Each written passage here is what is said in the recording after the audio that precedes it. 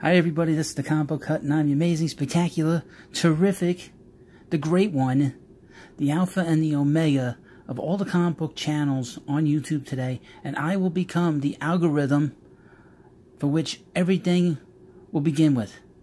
So I want to read you a prayer. God, give me grace to accept with serenity the things that cannot be changed, courage to change the things which should be changed, and the wisdom to distinguish the one from the other, living one day at a time, enjoying one moment at a time, accepting hardship as a pathway to peace, taking as Jesus did this sinful world as it is, not as I would have it, trusting that you will make all things right. If I surrender to your will, so that I may be reasonably happy in this life, and supremely happy with you forever in the next. Amen. Now, if you don't know what this is the Alcoholics Anonymous prayer, and this is one of many variations of prayers that all these great organizations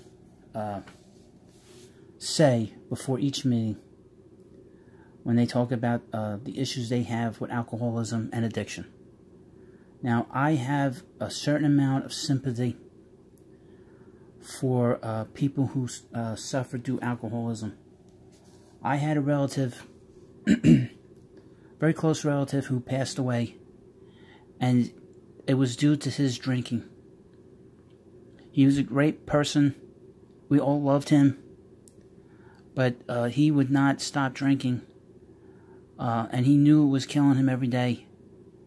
Now, his parents, they lived into their 80s, and he basically cut his life down by 15 years. And he died a fairly, young man for somebody that was, for this day and age. 66 years old is a very, very young age to die, especially these days. And the family wanted him to stop drinking, and he just wouldn't.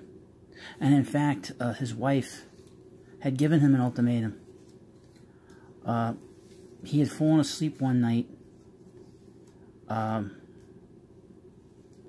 drunk, had a cigarette in his hand, and the cigarette burned a hole in the couch.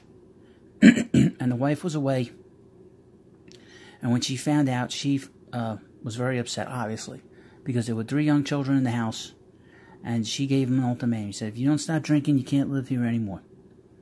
And he chose to drink.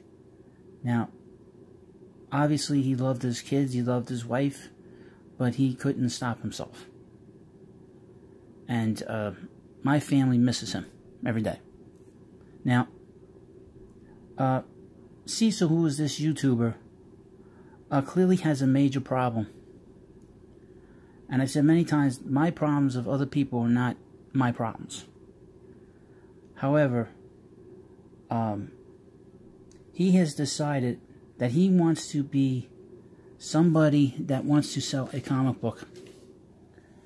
And now I don't know if he was drunk on this live stream on Comic Artist Pro Secrets, but he's been drinking in a lot of his videos.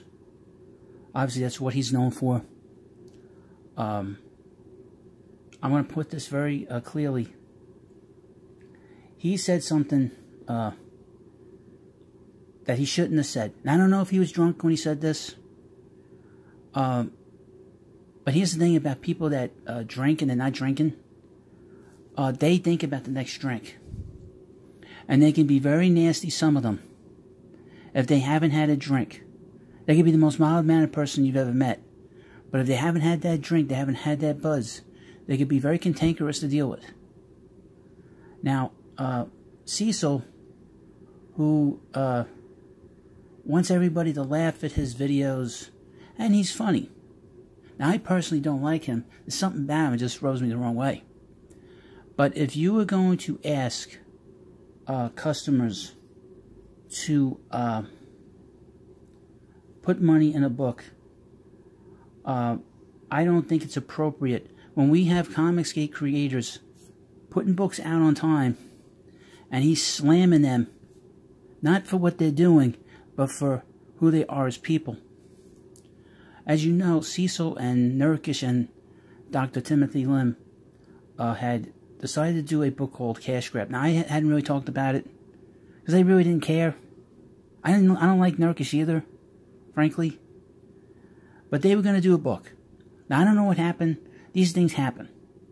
As we all know, Ethan Van Sciver and the diva, Mitch Breitweiser, were going to do a book as well. But I guess, like I said, when you get two divas in a room, it is hard to figure out who the top diva is. So that didn't work out. But that happens. That's business. And usually professional people, when business doesn't work out, usually everybody parts their separate ways, and they don't talk about it in the open. They don't say anything bad in a negative way. But Cecil said this, that Dr. Timothy Lim was a nice guy, but he wasn't a good guy. Now I have to ask myself, what is the opposite of a good guy? It's a bad guy. So he is saying that a doctor who helps people and helps anybody that comes to him for help is a bad guy. Is that his definition of a bad guy? That is a very interesting kind of description for somebody who has been very pleasant to deal with online. He doesn't fight with anybody online, as far as I can tell. He seems to have a very mild-mannered kind of personality. And it seems that Cecil's is not the only one that takes these kinds of pot shots. Now, I've said many times that I do not like going on these live streams. And it says long before I went on Ethan Van Sciver's channel. Long before that. I was saying that for months. Because you never know when some lunatic is going to say something stupid. Now, Cecil does not come across to me as very bright, and that's beyond his drinking problem. He comes across to me as very slow-witted, and he clearly comes across as very weak. And maybe he had a weak moment, and he said something he shouldn't have said. But as a customer who is very satisfied with Trump's Space Force, and is very satisfied with the behavior of the creators of this book, I demand that Cecil apologize for calling Dr. Lim a bad man. I demand it, because if I don't get this request, and he could do it or he can't do it, it's as simple as that. But as a customer, he wants my money for Rainbow Brute. If he wants my money for Rainbow Brute, he will apologize. He will go on Ethan Van Sciver's channel.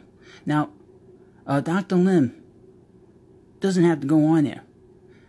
Maybe Dr. Lim doesn't know about this. I don't know. I couldn't tell you. But I'm going to set the standard here at the hut. The standards get set here at the hut. And the fact is, he said it on Ethan Van Sciver's live stream. Which means, not only is Cecil responsible for what he says, but Ethan Van Sciver is responsible for all his guests, what they say on his channel. Not only that, but Cecil is Ethan's partner on Rainbow Brute. So he is responsible, doubly and equally responsible, in my view, for what Cecil has said. If he is partners with him on a project, and he says something on a live stream, then they are both equally responsible. Okay? Now, if this is not done, if he does not apologize, I will not back Rainbow Brute. And I've said I've been looking forward to getting that. Okay, I am a man of my word. I said I was going to get Trump's Space Force, and I got it. I said I backed 3 other books. I said I was going to do it before this channel got big. I said I was going to do it. I did it. Now, I said for months that I love the idea of Rainbow Brute. It's a great idea. But understand this. If Ethan Van Sciver wants to get to $1 million, he will have a major problem on his hands in terms of me. Because unless Cecil apologizes on that live stream, I will let everybody know on every video from this point forward not to back that book. I will have my subscribers go on to Ethan's live stream, give him super chats, and he's got to answer questions. When is Cecil going to apologize to Dr. Lim? I will have my subscribers go on to Cecil's live streams and ask him. They will pay him to ask. They will pay him to say that he is sorry. This will happen, folks. And I will let this be known throughout all the other YouTubers. Show some guts. Show some balls here. Alright? All you guys are all quiet. All of you. Now, there are some YouTubers that don't get into the muck. Okay? But there are some YouTubers out there that want to make money off of Ethan's channel. A lot of them. I don't need Ethan Van Sciver for this channel. And the expiration date of me thanking him, and the expiration date for Diversity in Comics, or whatever the hell he's calling himself now, is getting close to the expiration date. I don't have to thank them forever. This is not a forever thing. Alright. Now, I'm going to read you, and I have this here in print. The other day, Ethan Van Sciver took a picture of Trump Space Force, and he put this out on January 14th. I'm going to read you his tweet. Received my beautiful copy of Trump Space Force today. Very nice quality, beautiful looking book. Good job, guys. And somebody said, somebody tweeted this out. Are you and the bunny friends again? Which means Dr. Lim. And Ethan says, I've got no problems with POTUS Stump at all. He has a problem with me. We could squash it anytime he was ready. Now, from what I understand, the good doctor, and he's a doctor, folks. This is a man that helps people. This is a man who I understand will help anybody that comes to him. And I like to think that if Cecil were ever into any kind of physical problem, because he is a blubber ass. He's a blubber tit. He's got blubber titties. Let's be honest. Okay.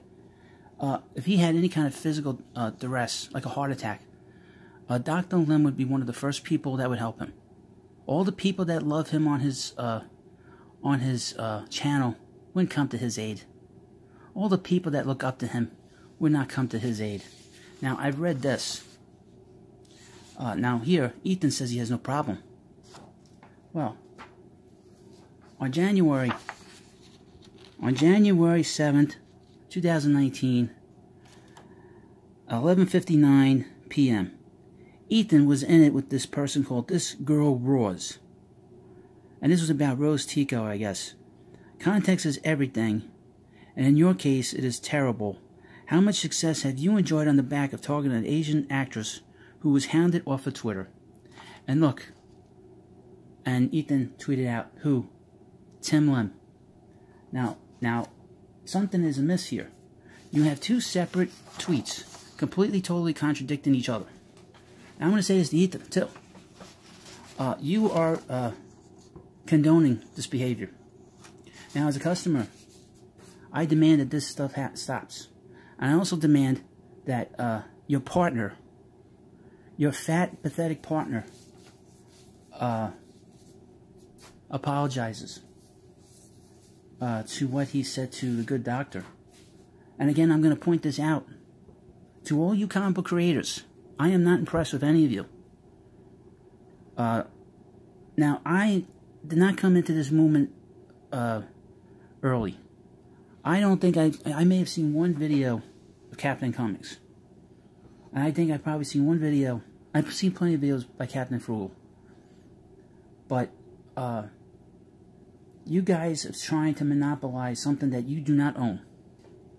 Okay? In the world I come from, you stop what you're doing to help a customer. And I want this. You have to get Cecil to apologize. Ethan, you have to get him to apologize on your channel. Because if you do not, as my channel grows and my influence grows, I will get louder and louder and louder, and I will not let this go. This is a man that has done a lot of good work if he didn't have to do any more comic books after Trump Space Force, he would be contributing to society more than he would in this book. He's just entertaining people. And in his real life, he heals people. He took the Hippocratic Oath to help any sick person that comes to him. What have you done? Now, I have this update from last week, and I'm going to read you part of this. And I thought it was such an interesting thing for me to go through. Because you mentioned the word pledge. Here we go. This is talking about Cyberfrog. This book was estimated to be released in November. And I know it's running behind. But I want you to know that it's coming. Sure it is. And it's just the beginning. Your pledges, keyword, have allowed me the ability to do this and to do it correctly. Not quickly and poorly, meticulously and memorably with all of my heart. Well, I'm going to point something out to Mr. Van Sciver. This is not a pledge. This is a purchase. Cyberfrog is not a pledge. You are not PBS. And in fact, Ken Burns is not going to come out and show up on your channel and ask for money so he can sell some of his DVDs. Cyberfrog is a purchase. And Rainbow Brute is a potential purchase. Now, there's a lot of money in this. And I know you so desperately want to get $1 million. You talked about making $1 million. And, of course, so many of your subscribers are going to come to this channel and say, well, who am I? I only have 1,000. But I do not back down here. I am not impressed with any of you creators at all. You've hijacked something that does not belong to you. And I'm going to go through some of the money here. Some of you scam artists. I think you're becoming, in my view, scam artists. Let's go through the numbers here. Now, the only one that I know of that is on time is the diva, Mitch Breitweiser, who, where's his number? Red Rooster. And I mentioned that Red Rooster was such a goofy name for a superhero. One of my subscribers who's just comes up with these great things, Lady Hawk, she thought a better name would be the Crimson Cock. That's pretty good, the Crimson Cock. Well, the Crimson Cock would have has made $178,000. That's a lot of money. That's a lot of designer clothes for Mrs. Breitweiser. Amazing that he's able to get all that kind of money. And this is just one of many things. And he's one of the few creators that is mentioned. So this is telling you that the money's being spent, folks. Okay? This tells me a lot about Mitch Breitweiser, that he's already spending money. Which means that these other creators are probably spending our money too. Even though we don't have our purchase. Or pledge, as Ethan likes to say. Lone Star, which was supposed to come out in September. Now, I did not back that either. That has $110,419. Where is it? This is 4 months later. What about the backers of that? What are they waiting for? Meanwhile, he's going on Ethan's live streams saying that he's drawing Lone Star 2. How about get Lone Star 1 out first? I mean, he's like, it's like, meanwhile, at the Hall of Justice, Mike S. Miller is still drawing Lone Star.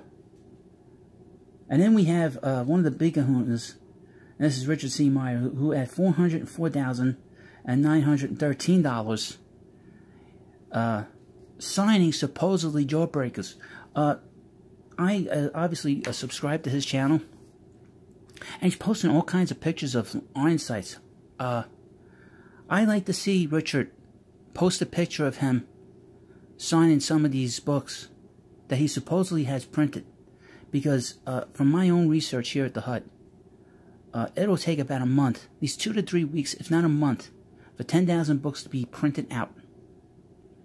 So I have my skepticism as to whether he is actually signing. And we're going to see if he does this. We'll see if Richard, because Richard will jump. Richard's the one person on here. He reacts to everything. So I want to see this. I want to see a picture of signed copies of Jawbreakers, the Lost Souls, the graphic novel. Because if I don't see that, then I know he's lying about that too. So then we have, of course, the big kahuna at $538,000 for the first go-round, and $90,000 for the second round of Cyberfrog. Mr. Van Sciver, I'm going to be very honest. Okay. lay the cards on the table. If Cyberfrog is good, and when I get it, if I ever get it, hopefully I get it before I'm 50 years old, frankly. Hopefully I get it before I'm 50. I will be very fair when the book comes in, I review it. But understand, I am very skeptical about getting the second book. And if Cecil, this blubbering slob, does not apologize for what he said about Dr. Lim, I will not let up. I'll say this again. I'm a man of my word. If I say I'm going to do it here at the hut, I'm going to do it. Now, I hate to be tough on you guys. I hate to sort of treat you like men and treat you like adults. Now, I'm not Mindy Wheeler. I'm not Mindy Wheeler who goes through all these DMs and, you know, her videos are like hostage tapes where they were so poorly edited. There's no editing here. And I say this from the heart. You have your partner, Cecil, apologize for the thing, and you apologize for the things that you have said about the doctor online. If you do not do that, I will ask my subscribers to send you super chats, and they will ask you and tell you to do it. And I will not let up. I will not let up. This is a good man, and he deserves respect. He's a man who actually does things in his community, and he doesn't buy people off by doing charities. He takes the time out of his life to help people in need, does it for a living. Now, you could do whatever you want, but understand, in the real world, when it comes to the customer and the producer relationship, you do your best to please the customer. And I am not a pledge donor. I am a purchaser. I am a consumer. Think about it. Think about what I've said. And I am not intimidated by anyone that's going to come around here. Okay? Understand. I'm one person here.